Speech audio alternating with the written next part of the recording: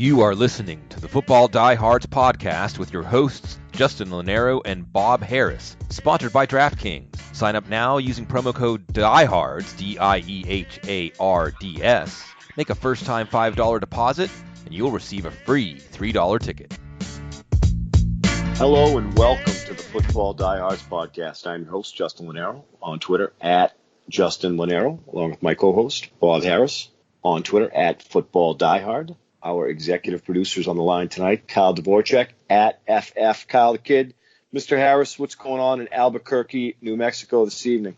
All the usual stuff, the transition from the preseason, the draft kit mode at footballdiehards.com to the regular season, the flash update mode. So I'm already working on the first week's team notes, the thing that we will post on Wednesday. We got tons of content up already, including your DFS Digging into Crates article, a number of items up for everybody. We kind of get the ball rolling Monday each week, and it kind of ramps up as we go along until we hit Wednesday. I get the team notes out, and then the news updates come, more columns come, rankings, tools, everything you need to get yourself set. So be sure to go sign up for that. If you have not signed up for that, go to the order page and use the promo code DIEHARDS because we'll give you a discount because we're good like that. And hell, we're ready. It's week one. It's here upon us. We've got we've got our first ball game. We got the Falcons at the Eagles with Nick Foles at quarterback in place of Carson Wentz. So I'm very excited. It has been a long off season. It seems like it's always a long off season. I want to tell you a quick story. I was at the park the other day with Easton, pushing him on the swing, and a gentleman saw my DraftKings T-shirt. He said, "Nice T-shirt." I said, "Thanks. We have a podcast. They are our sponsor. I work for footballdiehards.com. They're out in Albuquerque, New Mexico." And he was pushing his daughter, and he took out his iPhone, and Football Diehards, the website, was on his main page of his iPhone. So as Sigmund Bloom says, it's the golden age. It's fantasy football. Things are in full swing. I didn't know this guy from Adam, but he had Football Diehards on his cell phone, just whipped it out. It was just one of those strange things. So needless to say, we talked fantasy as we pushed our children on the Clearly swings. A man bent on winning and yeah, making exactly. all the right decisions. And we kind of have a goal here. We want you to be the best informed owner in your league at any point in time in your league or contest. We want you to be a little ahead of the curve because, look, you're not out there. You can't call a play. You can't throw a pass. You can't catch a pass. You're not blocking or tackling. Hell, you can't even wrap a rice and ankle. What you can do is make the best decisions possible at any given moment in time, and that's kind of been our goal at Football Diehards, and throughout the entire time we've been doing this, dating back to the 90s. So before Kyle was born. Before Kyle was born. Before Justin was born, almost. Yeah, almost, right. And again, this podcast sponsored by DraftKings. So we mentioned on Thursday night, football will make its long-anticipated return to living rooms across America. That means bragging rights and huge cash prizes are up for grabs at DraftKings.com, the leader in one-week fantasy sports. For the season opener, DraftKings is hosting a fantasy football contest. It's $10 to enter, Kyle, as a $1 million top prize. But for a limited time only, if you sign up with promo code DIEHARDS, DraftKings will give you a free entry with your first deposit. Single game showdown is the newest way to play. All you have to do is draft 6 players from the Thursday night game, stand under the salary cap, and see your team stack up against the competition. Put your football knowledge to work, and you could win $1 million while watching the season opener, Falcons, Eagles. Top prize is $1 million. You don't have to come in first to be a winner. There are $2.5 million in total prizes, which means thousands of winners. So download the app or go to DraftKings.com now using promo code DIEHARDS to sign up. Make your first $5 deposit. That's it, $5, Kyle. When you do, DraftKings will give you free shot, $1 million. This Thursday, that's promo code DIEHARDS at DraftKings. Again, you got to throw in $5. Of course, like everything else, eligibility restrictions apply. See DraftKings.com for details. Mr. Dvorchak, you're on the line. You're the producer of this show. What is going on in Columbus this evening? Not much. You're saying, for my first deposit, you act like I haven't been playing DraftKings since the day I was born, but excited to finally get to the season. Before we get there, though, I do have to ask our foremost football knowledge gentleman here, Bob, were there any surprising cuts we got? 'Cause week 4, really nothing happened, let's be honest. It's worthless for the most part. But I think the most interesting thing is we lose some of our favorite deep 20-plus round best ball sleepers. So before we get into DFS, I have to ask you, any surprising cuts, any actionable information at all, really? Yeah, first of all, I missed the entirety of the Thursday night games, hanging out with Alice in Chains, Jerry Cantrell, Mike Inez, and the gang out in sunny California. So for the Alice in Chains and Fantasy and Friends draft, it was a great time. It was had by all, especially me, because I didn't have to watch any of those games. And look, the surprises, I mean, I guess Dan Bailey was a surprise, certainly to Dan Bailey, right? I mean, how horrible was that? But I mean, some of the other ones, I don't think anything really surprised me. It wasn't terribly surprising that Martavis Bryant got the axe, and I think he was, one of the bigger names. Jeremy Hill beating out Mike Gillislee, then Gillislee moving on to the Saints, where it looks like he'll have a little bit of a role, at least while Mark Ingram is out. But I thought this year was, one of the years where there wasn't what I would call surprises, right? I mean, A.J. McCarron getting traded to the Oakland was a surprise, but does it matter? Not unless somebody gets hurt, right? So I think that was kind of the story of this year was the moves that we saw. I don't think anything really took me by storm. I thought, fortunately, I have no shares of Dan Bailey, and he's going to end up somewhere anyway. Oh, yeah. Teams with some really lousy kickers. So yeah, I thought that was interesting. And maybe the news that Bryant, in addition to being released, is probably going to, facing another suspension is, probably shouldn't be all that surprising either. So the Khalil Mack trade was a huge deal, and I guess that was a surprise, certainly to his teammates. Yeah. And look, that's a big move. The Raiders, all of a sudden, the Raiders look like a ship that's floundering. You can just sit here and pick them apart. Oh, you can pay your coach $100 million, but you can't pay the best pass rusher in the NFL. All the things. All this will change if the Raiders are able to come out and win a game. But certainly their preseason hasn't been going the way they expected. Releasing all their backup quarterbacks and trading for McCarron all at once, and just a lot of weirdness there. But beyond that, I don't think anything too shocking. Nothing Justin, shocking. I have a question for you. Shoot. What are the Patriots doing at wide receiver? They are rostering so few wide receivers, and I think, like Bob said, it's not awfully surprising because when you looked at their depth, it was undrafted free agents, and it was players we didn't expect to have a fantasy impact. But now they're running with so few. Does this change at all how you see their receiving core? Not really. It's just a big guessing game around here. I mean, I think that we're going to see a lot of Chris Hogan. There's a clear rapport with Tom Brady. We like that. I think Chris Hogan in fantasy circles is going to be a name that we're going to hear a lot of, permitting he stays healthy. But like you said, Kyle, I mean, out goes Danny Amendola, who's going to play the Jarvis Landry role in Miami. Did not work out with Malcolm Mitchell. Didn't work out with Kenny Britt. It didn't work out with Eric Decker. It's going to be Chris Hogan. It's going to be Rob Gronkowski. And then when Julian Edelman comes back from suspension, it'll be the Julian Edelman show. I think that James White and Rex Burkhead are going to have a large role in the passing game, but it's week to week, how Bill sees it. It's going to be a glorified game of eeny, meeny, miny, mo, but there's not a lot of flash. In fact, week 1, I think, could be a shootout, but the bottom line, Kyle, is Tom Brady goes down, they're screwed because the quarterback situation behind him is bleak. It's Brian Hoyer. That's not bleak. That's a cagey journeyman veteran. Yeah. You're such a fan. Look, I think the really shocking news was Mara Darbo failed his physical today, so he's already gone. So you've got 4 wide receivers on the roster now, with Chad Hansen just brought on at the same time Darbo, and apparently passing his physical. But was talking to Christopher Price of the Boston Sports Journal.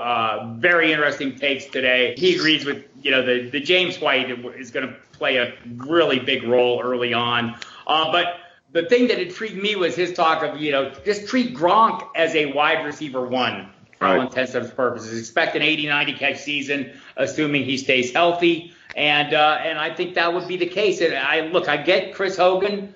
I get that we're, intrigued by him and that he is in a prime position to do something well. I just keep reminding everyone he has a career best 41 catches. That wasn't with the Patriots. That was with the Buffalo Bills. A lot of people talking about Phil Dorsett maybe entering the circle of trust with Tom Brady. That would be great if that happened. Cordero Patterson, hard to imagine him entering that circle of trust. But, you never know. So, desperate times result in some strange things happening. But it is kind of an interesting situation where they went in, they came out of the final cuts with literally 3 wide receivers on their active roster. Quite an interesting turn of events. And Jeremy Hill, who knew? Jeremy Hill, I think, is going to have a role. I tweeted something out a few days ago that was, Bill likes a bruiser. Christopher Price again, who said that he thinks that Hill will be the primary between the tackles ball carrier. So interesting take there as well. A lot of cool stuff. Look, Ronald Jones comes out today as the number 3 back on the initial depth chart. A lot of depth chart chicanery today, right? We have Kenyon Drake or Frank Gore starting as the official depth chart puts it there. In Miami starting. We have Ronald Jones as wide receiver, running back 3 for the Buccaneers behind Jacquizz Rodgers. We have Chris Godwin also listed as the starter, or Deshaun Jackson. So we've got the dual kind of option going there. You'll see a lot of that this week. Some of this is deference to veterans or not letting a younger player get too big for his proverbial britches. And it'll, we'll see how it plays out. I know Mike Gesicki's listed as the tight end 3 for Miami. I think for fantasy purposes, he probably won't be that very long, maybe not even this week. So a lot of interesting stuff going on in that regard. And we're still trying to figure out the 49ers running back rotation because a lot of people have already drafted and they're wondering how much to spend on their free agent budget on Alfred Morris or Matt Breida. Well, which ones are you spending on, Justin? I don't like either of them. But and like you said, there's going to be Kyle Shanahan's going to ride the hot hand. This Jerick McKinnon injury threw a wrench into a lot of people because we know what Kyle Shanahan does. We've seen what he's done with other running backs. I think that gave Jimmy Garoppolo some balance in San Francisco. We don't know what Jerick McKinnon is. I think we've all kind of been waiting for him to have a role like he was supposed to have this year, and it's certainly not going to happen. So I have zero appeal. I mean, you can tell how long of an offseason it is when you hear people touting Alfred Morris. This guy's going to be 30. We're clinging on to what he did in 2014. Breida, he was efficient from a metric standpoint. When he got over 10 carries last season, he was pretty good. So I think, as football people, we want to see Matt Breida perform well, but it's going to be a committee just about like every other NFL backfield. Yeah, it makes perfect sense. Kyle, you like either of those guys a little bit or no?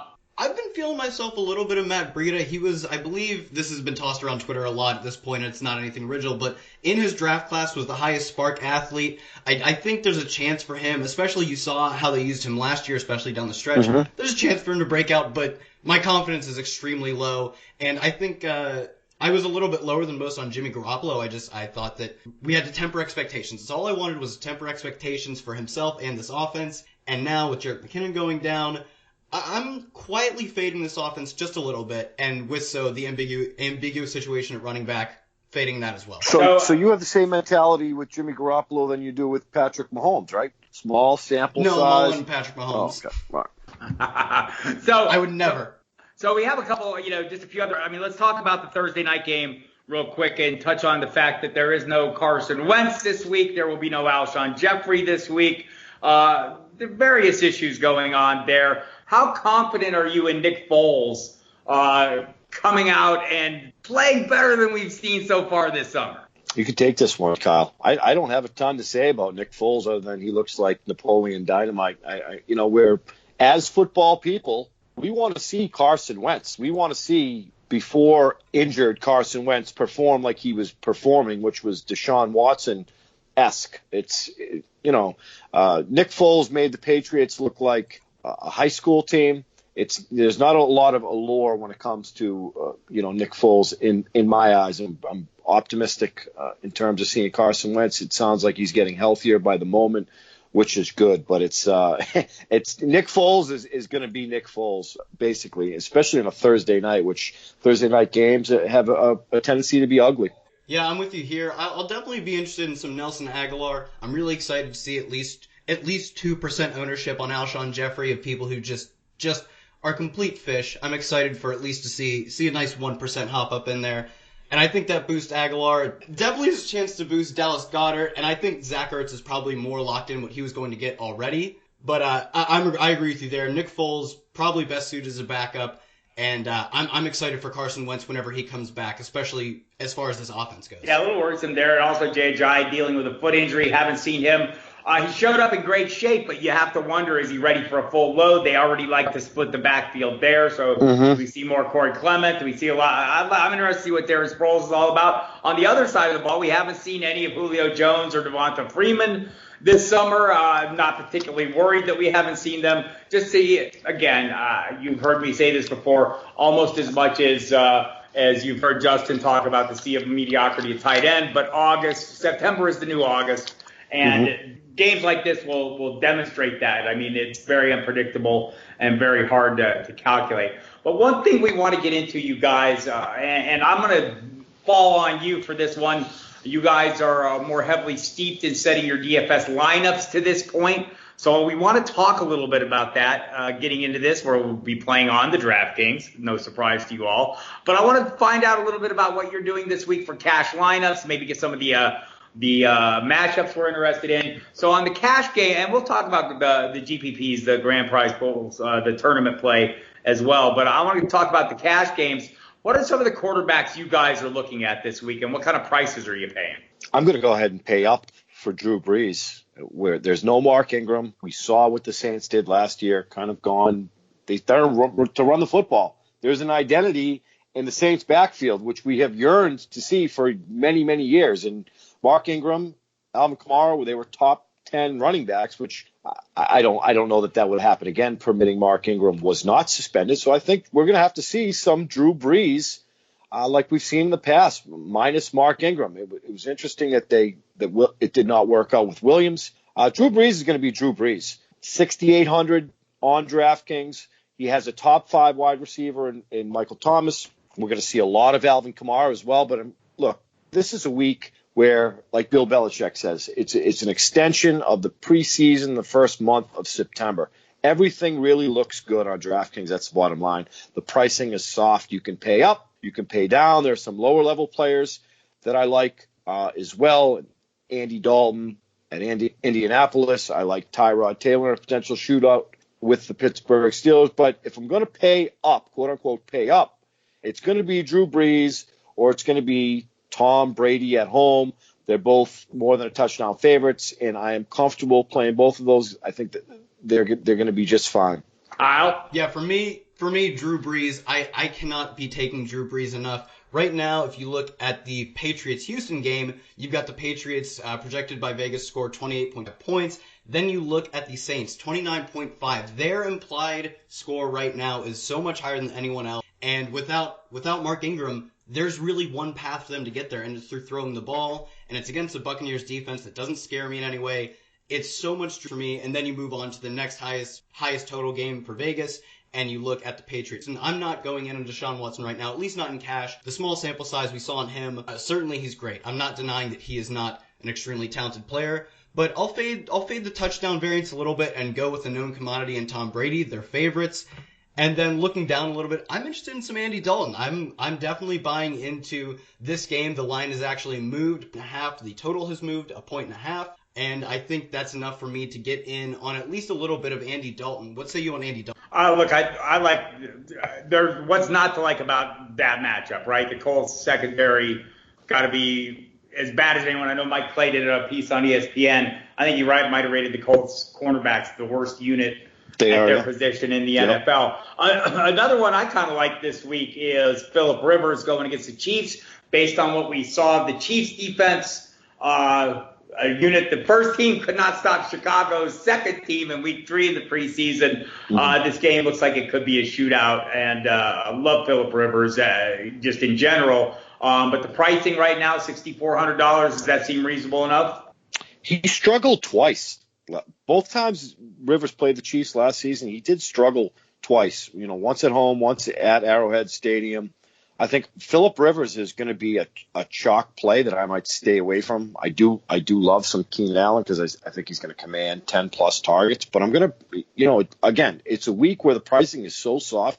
You can have just about anybody you want. But if you're going to pay up, I think that Breeze and Brady are those players, and Rivers kind of falls in the middle, and I will probably pay down, like Kyle said, with the Andy Daltons of the world. Cash game running backs. Who you got, Justin? I'm all over Alex Collins. I mean, the price is right. I think we're paying. Yeah, the matchup is, again, he's going to get chalk play too, but for his price, this is a running back that is going to get the football 20 plus times, and we love that. Now, is he going to have? I think Buck Allen has a role carved out in the passing game, but we're paying for volume here, similar to a Lamar Miller, who I like in that Houston Patriots game. I think Lamar Miller is one of these players that we talk about as a volume back. He's going to get the football a ton as well. Give me some Alex Collins. We like what we saw in him. Seattle swung and missed, another running back that they missed out on. It's going to be a lot of Alex Collins.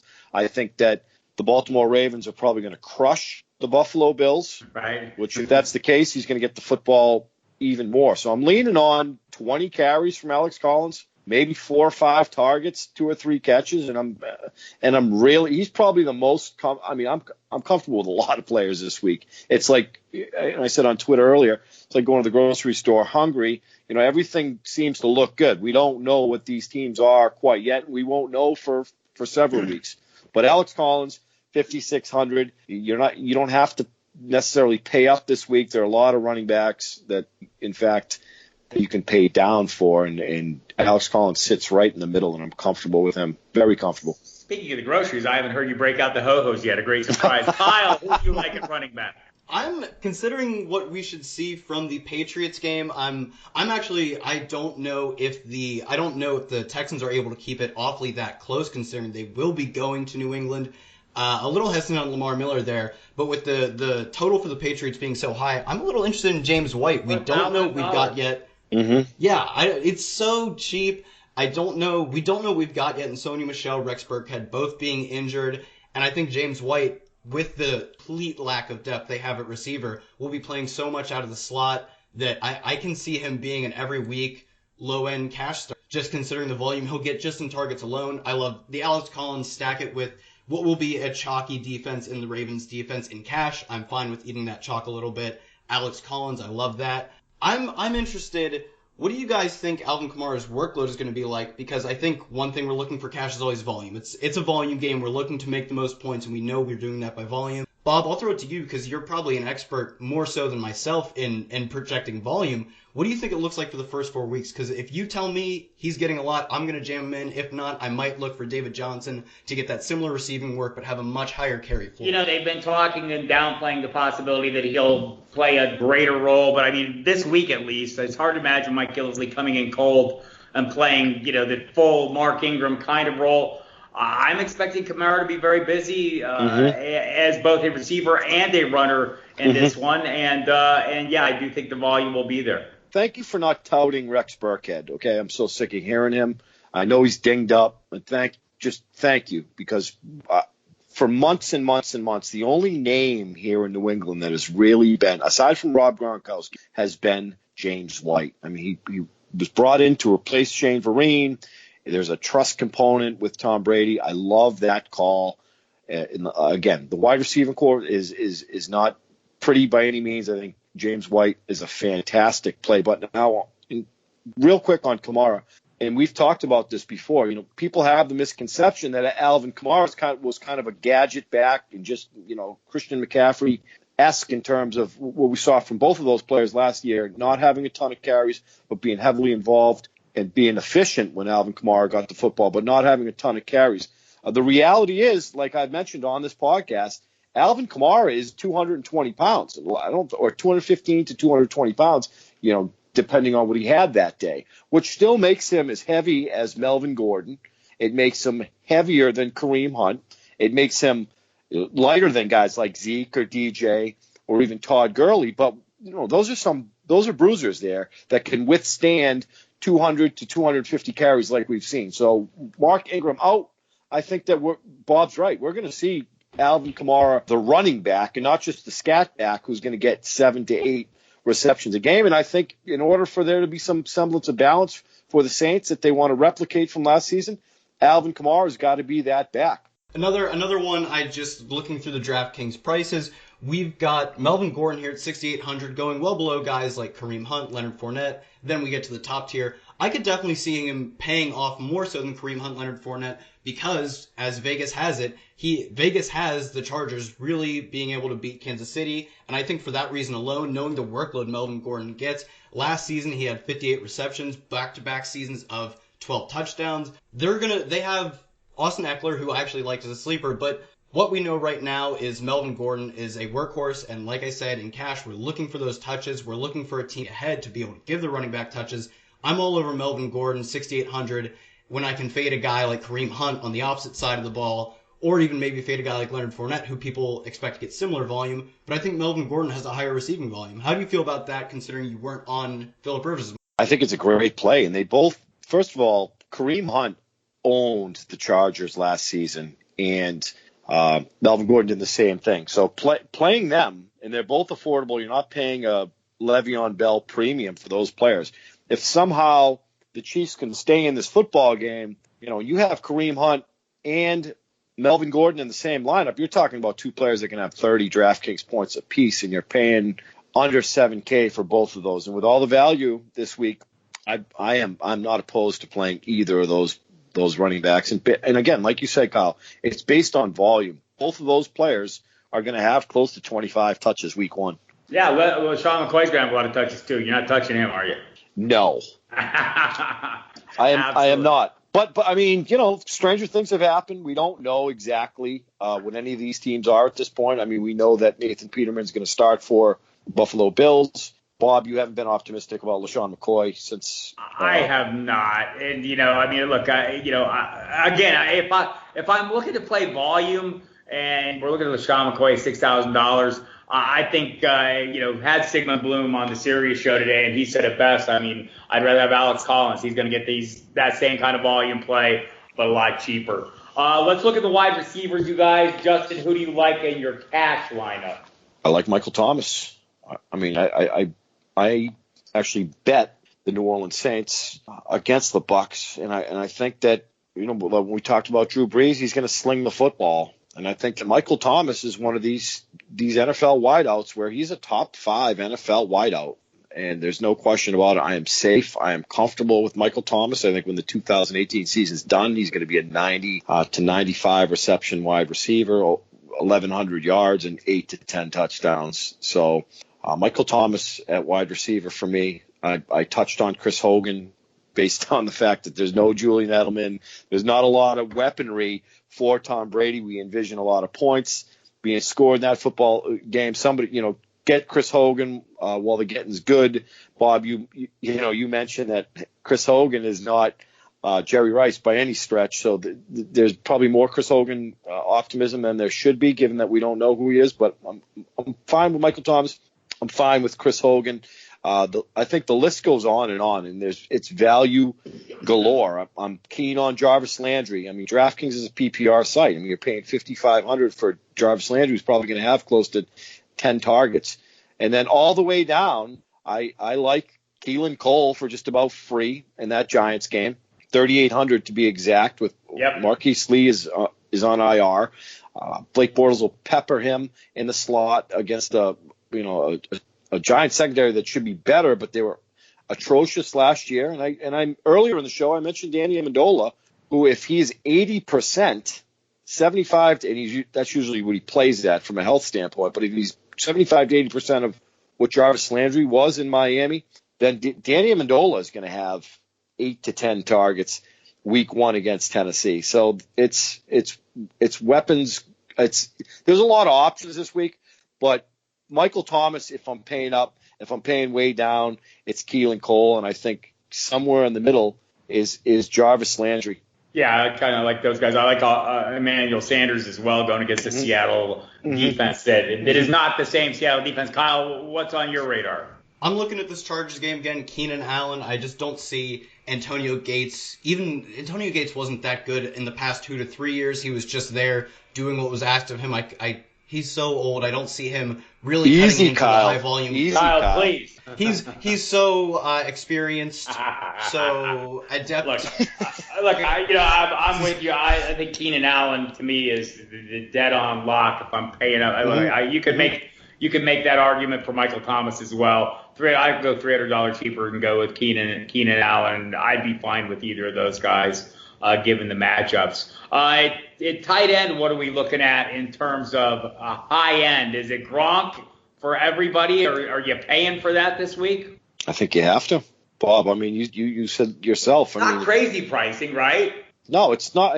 But again, there's so much quote unquote value everywhere. You can have what you want, and what you're paying for in Rob Gronkowski is his 30 to 32 point ceiling, which we've seen. If he could get, depending on what type of coverage he sees too. If you're a defensive coordinator, he has to be your focal point, right? That's what I would do. That seems basic to me. So if you're paying up, it's going to be Rob Gronkowski at 6,900. He can certainly win you a tournament. He's safe in cash games, I would imagine. You're paying close to $7,000, so you're not saving a ton of money. But when I look into the sea of mediocrity, as I like to say, I can have Jordan Reed, who's got the Q tag, at Arizona for almost $3,000 less. And right. Jordan Reed, a healthy Jordan Reed, which is hardly ever, has Rob Gronkowski upside. And that is a fact. So, again, get while the getting's good, while Jordan Reed is healthy. So it's week 1, he's healthy. Hopefully he can stay healthy for more than a week. Give me some Jordan Reed at $4,000. And I also like, I'm not going to knock your socks off, but, the Charles Clays of the world where the Bills lack weaponry. I think they're going to be down. So Charles Clay could get peppered with targets at 3,500. And Austin Seferian-Jenkins has a pretty good matchup against the Giants at 3,200. So, but we talked about the Jaguars passing game quite a bit, and who is going to be the guy in Jacksonville? And I think that Austin Seferian-Jenkins kind of takes over that Mercedes Lewis role, which makes him a asset in the red zone in particular. And I don't know that we've seen the best of Austin Seferian-Jenkins. We saw him at Washington. Things didn't work out in Tampa Bay. Some character issues. I guess he's sober, which we love. Give me some Austin Seferian-Jenkins, Charles. So my problem with the Jacksonville passing attack is, we like a lot of guys, but they don't want to throw the football. They want to run the football. So I think each week we're going to have it's going to be a little hit or miss. I'm wondering if Kyle, any interested in at the bottom end of the pricing range, like a Ben Watson for $3,100. Seems like he's been overlooked everywhere, whether it's daily, season long. And you think to what he did with Baltimore last year. You also think of what he did with his last stint with the Saints. He was a highly productive player. Can we get more out of him at the bottom end of the pay scale here? I've actually been taking a little bit of Ben Watson in best balls. I definitely think in this game where you cannot not love the Saints in this spot. I'm for some Ben Watson if you need to save some at tight end. Moving down just a teeny bit more, Ricky Seals-Jones is another guy who, similar situation in that, what else do they have? They have their number one wide receiver, they have a pass-catching running back, and that's about it. Even more so maybe with Arizona. So if you're paying down, another player I'm looking at is Ricky Seals-Jones. Moving up a little more, I'm looking for volume. That's all I'm doing. Jack Doyle. They have T.Y. Hilton. They have T.Y. Hilton, who doesn't operate as a number one X receiver. He stretches the field very well, but he's not a 170 target guy. He's not Antonio Brown. So with that being said, I'm looking at Jack Doyle to fill those really low A-dot targets in a game that has one of the highest totals of the slate. Then, if not, Gronk or bust, Cash game defense, is there anybody but the Ravens? Do you just have to pay up and get it over with? No, yeah. Ravens for me and move on. But I love that call on Jack Doyle. In fact, he's the only tight end I had written down in pen, Kyle. I love what you said about the A-dot. I think he could get – and a lot of people are going to be apprehensive to touch Jack Doyle because Eric Ebron is now in the equation. So I love that call. But as far as defenses – Bob Harris, the Baltimore Ravens, and not much more. Yeah, cash, Baltimore, bust. I can get on board with some New Orleans, but it's going to be, in cash, it's going to be Baltimore. I would agree with that. Let's go over to the GPPs, the big tournaments. Quarterback, who are you throwing the darts at there, Justin? It is, I had Andy Dalton. I don't know that he's a cash game play because he is on the road and he is Andy Dalton. So I will have Andy Dalton AJ Green stacks for sure, and some John Ross, and I also like Joe Mixon as well. But I think a good stack. I like T.Y. Hilton. I like AJ Green. I like Andy Dalton. If I'm paying way down, I want to see Case Keenum at home against Seattle. Sure. We know he has the weaponry. It's not the Seahawks defense that we're accustomed to seeing over the last 5, 6, 7 years. Demaryius Thomas is healthy. You mentioned Emmanuel Sanders, Bob Harris. They're going to have a sound run game, and Royce Freeman. Give me some Case Keenum, because if we see the Case Keenum that we saw in Minnesota, he was also surrounded with talent there. He's got a similar crowd of talent in Denver. I think you have to love Keenum at 5,100, and I don't think many people will own him at all. Kyle, anybody stand out for you beyond Dalton? Who, by the way, I mean, if I was setting a lineup early, it would have Dalton, it would have AJ Green. You would see some Tyler Eifert perhaps in some of these lineups as well. Your boy. The Bengals against the Colts is like dope. I mean, it's hard for people to resist. So I think that maybe it'll be heavily owned, but we'll see. What do you look at? Who are you looking at, Kyle? Yeah, as you were saying, the Bengals-Colts game, my only hope is that the Patriots-Texan game can at least keep that at reasonable own across the board, keep reasonable. But going on what Justin said about Case Keenum, I just want to reiterate that Seattle's defense good anymore. People who are, let's say, more casual will still remember the boom, but not that anymore. I really can buy into Case Keenum here. They've upgraded his weaponry. They've at least upgraded their weaponry. The Broncos have. I can buy into that. Going up a little bit, I'm not sure. I think, Bob, this is a good question for you. What do you think the Tyrod Taylor ownership is going to be like? Because they're big dog. The Browns have sucked forever. Do you think that keeps enough people off for me to get interested in it? Because I'm not afraid of the Pittsburgh defense. Yeah, I'm not as much afraid of them, and I do think, hell, they'll probably need to play keep up to a degree. We'll see what happens with Le'Veon Bell. But I don't know if that's really going to be the determining factor for what Pittsburgh does. So, yeah, for $5,400, I think you could do a hell of a lot worse than Tyrod Taylor. And, again, maybe the ownership is a bit low. One other one, I have to do it, Patrick Mahomes. And the only reason I will have a very few amount of sleeper shots on Patrick Mahomes just because I do think people are going to see the defense, which is good, and think there's no way he does it. And it might just be garbage time, but I do think he's that gunslinger type who could just throw. We saw the crazy long throws he can do to Tyreek Hill. I think that alone, he could be the Tyreek Hill of quarterbacks, which would be apropos for him. So even if it's a bad matchup, I totally see that this is one of the best defenses now. I do think they are that. But they could just get into garbage time and he could throw 2 or 3 bombs, even if he has a pick or two. I'm going to be taking some shots on him. I won't be super heavyweight, but I have to have him at least once. Bob, I have to do it. I'll probably be with you, and Justin might not be there. Who do you like at running back, Justin? I like Royce Freeman. Back to the Denver game. I like Royce Freeman at his price. We're talking about a Seahawks defense, Kyle, like you said, that they're just not good anymore. So let's stop saying they're not the Seahawks defense that they used to be. They're not good anymore. There's really no identity. The price on Freeman is nuts. I mean, you got it. He's free. Right, he's free, $4,500. So, I mean, that makes perfect sense to me. Bottom 10 Seahawks run defense last season, allowed 14 rushing touchdowns. We've been playing the Devontae Booker game all offseason, which aggravated us all. We had Brad Evans on the podcast. He said, look, it's going to be Royce Freeman. And if he gets the volume that C.J. Anderson got in Denver, which I think, similar in stature, but I think Freeman is the better back, we're going to see Royce Freeman get the football 20-plus times week one. And I'm going to have a lot of that. And people, the average fan or the casual fantasy player are still going to see the Seattle Seahawks, and they're going to get scared. Rookie running back, is Royce Freeman going to get the football 20 times? We keep hearing the name Devontae Booker. We know, because we have a podcast and we're quote unquote experts, Royce Freeman is the guy. He's going to have 20 carries, and I think he'll have a couple receptions as well. So give me some Royce Freeman. By the way, also $4,500 this week, James Conner.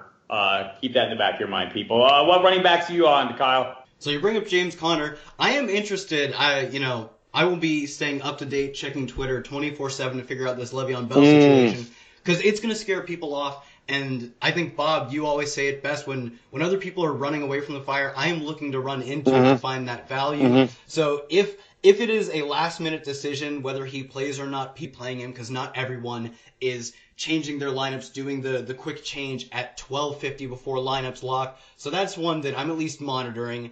And then looking down a little bit more, I think Royce Freeman was a great one. Another one I'm not proud of, but I will certainly consider some Jeremy Hill, considering we don't know what we have in Rex Burkhead, Sony Michel. James White won't be filling the same role, and the Patriots are looking at scoring 4 or 5 touchdowns in this game. So that's something I'm interested in.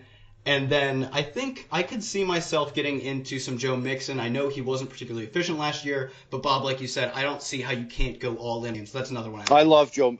I think Bob and I can agree that Joe Mixon is going to be – you talk about Le'Veon Bell and you watch the tape on Joe Mixon and Le'Veon Bell. They are identical, in my opinion.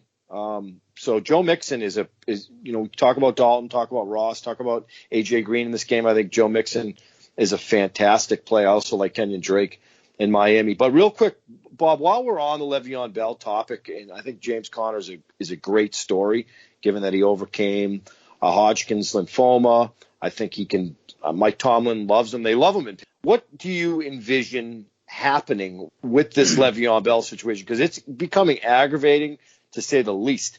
Well, it looks like it seems to me that the Steelers are pretty much getting ready to start Connor even if Bell shows up. I mean, it's Wednesday.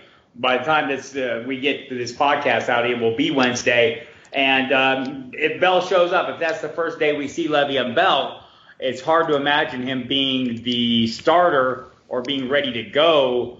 Certainly full speed. We don't even know, last year we heard a lot about, what kind of shape he was in, how much he was working out. We haven't heard anything, right? Mm-hmm. And so I think just now coming out, even as we're speaking, Ed Bouchette of the Pittsburgh Post-Gazette is reporting that, that Mike Tomlin says he feels more comfortable with Connor this year. And there's one other thing that we need to keep in mind. The Steelers have a 2-week roster exemption they could use on Bell. Mm-hmm. He doesn't get paid till he's on the active roster.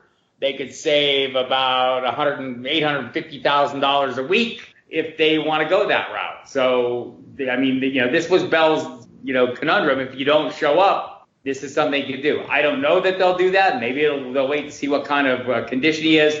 But they seem to have no idea what's going on. So don't be surprised if we see James Conner this week. I think it's hard to, discount what Le'Veon Bell is going to be once he's back and in the mix, and he will be at some point because, again, he makes $850,000 a week. He's going to show up at some point.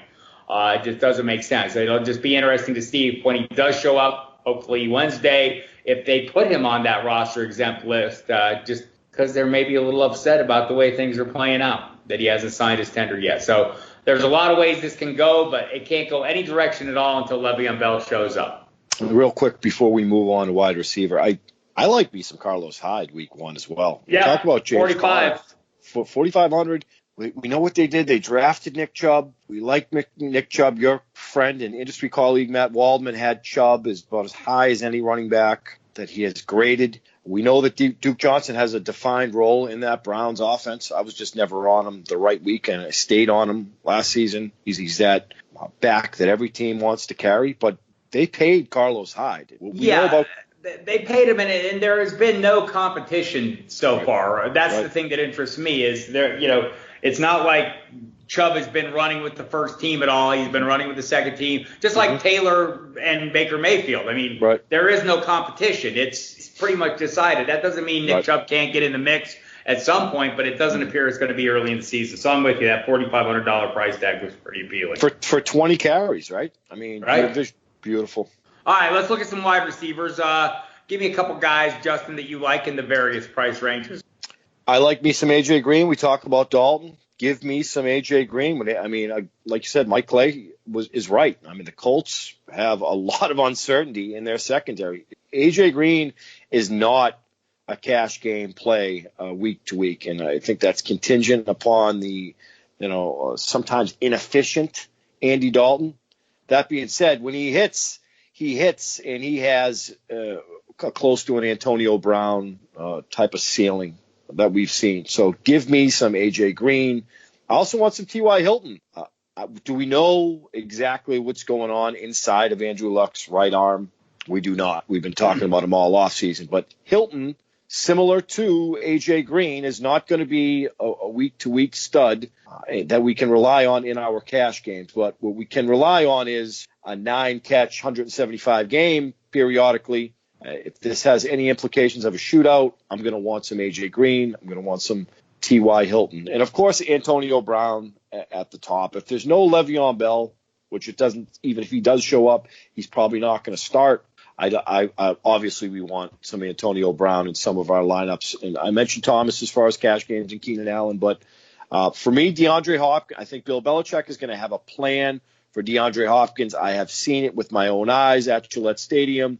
Make Will Fuller beat you. So we love DeAndre Hopkins as fans. Week 1, Bill Belichick is smarter than all of us combined from a football standpoint. And Odell Beckham, gentlemen, is going to see a lot of Jalen Ramsey depending on – they're going to move him around, but I could see Jalen Ramsey shadowing Odell Beckham. I don't know that he would. I mean, they could move Odell Beckham in the slot. We don't know that they're going to shadow him. They've got, plenty of guys, but expect some scheming by Pat Shurmur to keep Odell Beckham in the mix a little bit more. But you're right. I mean, it's a tough defense in general.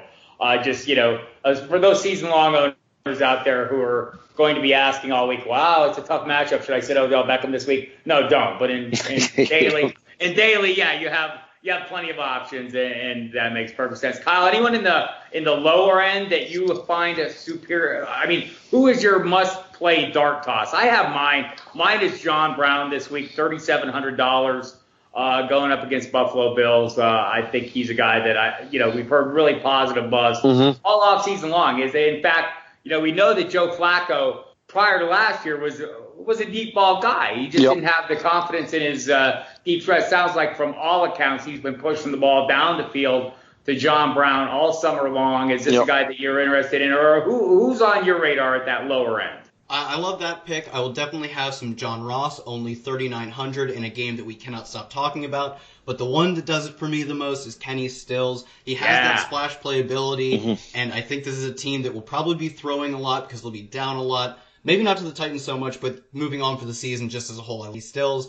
But Devontae Parker, maybe not even ready to go for week 1. If he is, he couldn't catch before he broke his finger. He sure as hell can't now. So I think it's all the Kenny Stills for me. Moving up a little bit, I'm definitely interested.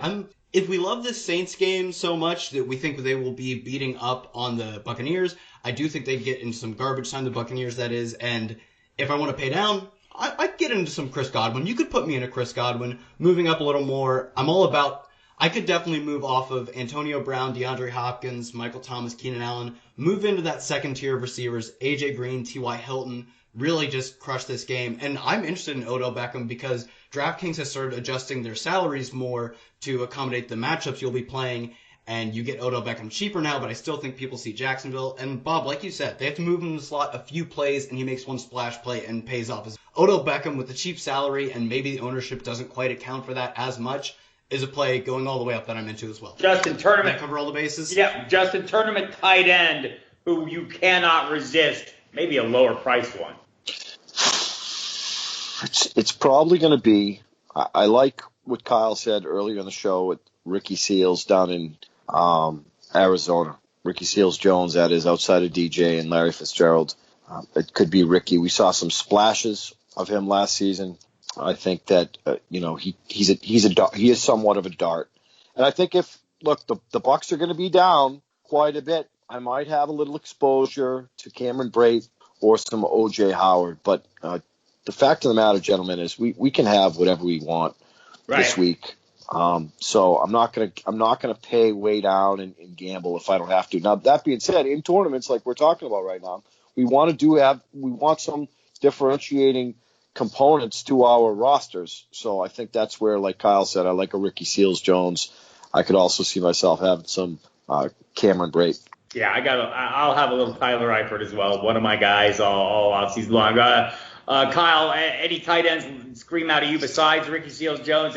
Is Mike Gesicki, currently listed as the third teamer, but still, if you've been following the practice reports, the training camp reporting, he's been real busy in the red zone offense. Is that something you'd be willing to throw a dart at for $2,900? A dart, sure. Am I going to throw a lot of darts? No, because I do think even though he's probably the best talent they have on the tight end roster, I don't see that shaking out many other ways. But if they tell you he's their third tight end, what are you going to do? I can't scream at the TV enough to make them put him in more, but I do think what he could do in the red zone right away makes him worth a few darts, moving up a little bit. It's a tough call between Cameron Brate, O.J. Howard.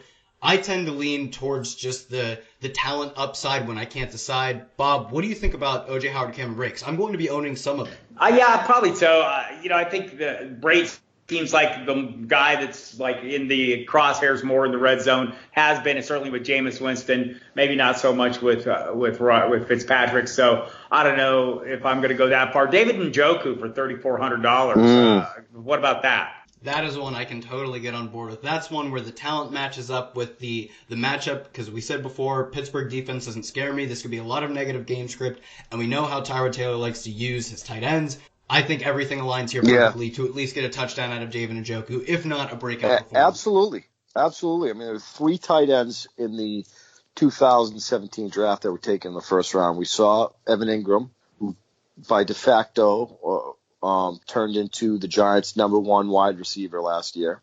A lot of buzz about him. We saw O.J. Howard at Alabama. He was the enormous name coming out of college last year. And then there's David Njoku, the freak, vintage, I want to say Jared Cook-esque, one of these big body hybrid tight end / wide receiver players. And I couldn't agree with you more, Kyle. Tyrod Taylor has a propensity to lean on his tight ends, and Charles Clay was one of those players. So I while we gravitate to the Jarvis Landrys in this game, there'll be people that'll want to touch some Josh Gordon, and we talk about the Cleveland Browns backfield and maybe Juju Smith-Schuster and Antonio Brown.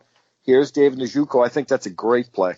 All right, tournament defenses in general, is this a spot, without getting into individual picks, is this a spot where you think it's wise to go ahead and pay up, not worry about ownership because you need the best defense, or is this something where you're willing to stray off course? You could take this one, Kyle, but I mean, for me, I try not to swerve a ton, and obviously we're looking for upside with defenses, and I think it's clear cut this week. We want the Baltimore Ravens, but like Kyle said earlier in the show, I'm probably going to have some New Orleans Saints lineups. Everybody and their brother is going to have the Baltimore Ravens, but when you look at the Saints and you look at Marshawn Lattimore and you look at Cameron Jordan, and they drafted Marcus Davenport round 1. This is a Saints defense, gentlemen. Not only have we haven't seen a sound run game in New Orleans for many, many, many, many years. It's about time that they have a damn good defense, and they do now. So it's a defense that's fast. They're going to make some plays, and the Tampa Bay Bucks are going to be playing. They're going to be desperate, and they're going to be throwing the ball around. I can see a lot of turnovers. So give me some Saints. All right, Kyle, any differentiation for you there, or are you fine running with the pack on tournament defenses? I probably won't be going much Baltimore because defense is one of the more unstable positions. It's much harder to predict because little things like a pick six can happen more so than we see at any other position. So I won't be paying up entirely. I'll probably be going down to that next tier, finding New Orleans. And hear me out, this might sound crazy, but in some of my crazier lineups, I can see myself going New England. Deshaun Watson has shown his propensity to throw interceptions. I don't know if he's coming back at 100%. And like I said, he was playing at the highest end of variance last season. He'll be going away for his first game back. Even if he throws a lot of touchdowns per se, they could just be throwing the ball a lot if the Patriots are up a lot, and that could lead to interceptions. All it takes is to turn one of those into a touchdown. I think you could just lean into the variance of a game like this and find a really unique lineup with New England defense. But other than that, definitely Saints. Maybe I could see myself getting a little bit of Minnesota as well for the same reason that we just don't entirely know what Jimmy Garoppolo is yet. And he wasn't throwing a lot of touchdowns last year, so it could be a lower scoring game than we anticipated. What about Patrick Mahomes against the Chargers? I mean, that could you see yourself? Don't make me say yes to that. Don't make me say yes. I mean, he's going to see some Joey Bosa. Look, it's a good time to get the jitters out. I mean, could you see? This is a good Chargers. I think they're a pretty good Chargers defense on paper. They've had some misfortune in the secondary, but I could see myself having a little bit of the Chargers. All right. Inexperienced. I guess that's a good pick, Justin. All right. So we've talked about some of the teams. Obviously, some of the matchups we like. We like what the Bengals have going. We like the Broncos against the Seahawks. We've talked about that a little bit. The Saints going up against the Buccaneers. In terms of maybe some people or some teams we're fading, I haven't heard a lot of talk about Aaron Rodgers. Are we horrified by Khalil Mack or what? Yes. And, I was going to ask you, Bob, while I was thinking about Le'Veon Bell, what happened there? I mean, it's one of these things where I was thinking about the Raiders, and this is why we can't have anything nice. I mean, how on earth do you let Khalil Mack walk out the front door and go to the Chicago Bears? And they were already an upcoming defense. How does that happen? I mean, honestly, can you tell me? I mean, you are a football diehard. How does that happen? It is a kludge. It is a mess. It's hard to imagine how that happened. I mean, I think if you're paying for something, you're paying for a pass rusher. So it's hard for me to imagine, that you open yourself up to all the obvious criticism. You pay your coach $100 million. All right, we know there's no salary cap on coaches, but you know what the fans are saying, right? Mm-hmm. So yeah, especially after all the promises were made. So it seems like maybe the GM and the coach are not seeing things eye to eye in this case. But it's a total mess. Good on the Bears for swooping in and making that deal and landing a big pass rusher. Because look, you're playing in a division with Matt Stafford, with Aaron Rodgers. I mean, you need, some pass rushing is going to come in handy in those cases. So very interesting, and I think people maybe will lay off a little bit, which kind of leads to a contrarian play for me. Anyone else? Any major fades for you guys before we wrap it up tonight? Go ahead, Kyle. You can take this one. I don't have. Again, it's a week where there's going to be revelations week to week, and actually back to your Aaron Rodgers question. And I hate to go back, but while I'm thinking about these things, my processor goes a little different. It's going to be a Packers offense that I think we're so accustomed to seeing Jordy Nelson and Aaron Rodgers in sync and connect. And it's a Jordy Nelson-less, Packers offense. And we really don't know what the hell Davante Adams is. We've seen. Sure we do.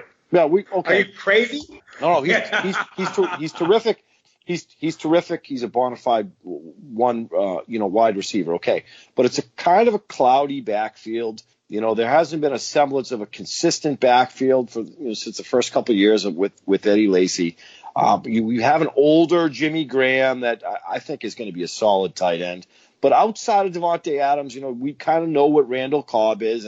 But outside of Randall Cobb, now you're talking about, are we going to see Juwan Moore, the rookie who they drafted round 4 in Missouri? Is it going to be Geronimo Allison? It's a Packers offense where I look at them. All right, Aaron Rodgers is the best quarterback in the NFL, arguably, but they're also without Jordy Nelson. And that offense has gone by what, Jordy Nelson has done for, I feel like, numerous years. Yeah, I've been hitting it all night. My fade is really, it's just the Texans, and it's no disrespect to Deshaun Watson. Really is a talented player. I just think coming back from his injury on the road, we've seen his propensity to throw interceptions, and I think this is a team that the Patriots could very much take advantage of, and Vegas doesn't have them scoring a lot of points. They have the Patriots beating up on them pretty good. I think that's one way you can differentiate some of your lineups, even if you want to target this game, is to maybe have some defense stacks with a defense. Jeremy Hill would be a very under-owned stack, I think. So I think that's something interesting. And fade the Texans. And get excited, guys. Week 1 is finally here. The next time you hear these 3 voices all together, Week 1 will be in the books. That can bring us to a close for this episode of the podcast. Find us all on Twitter. Find Justin at Justin Lonero. Find Bob at Football Diehard. Myself at FF Kyle the Kid. See you next week.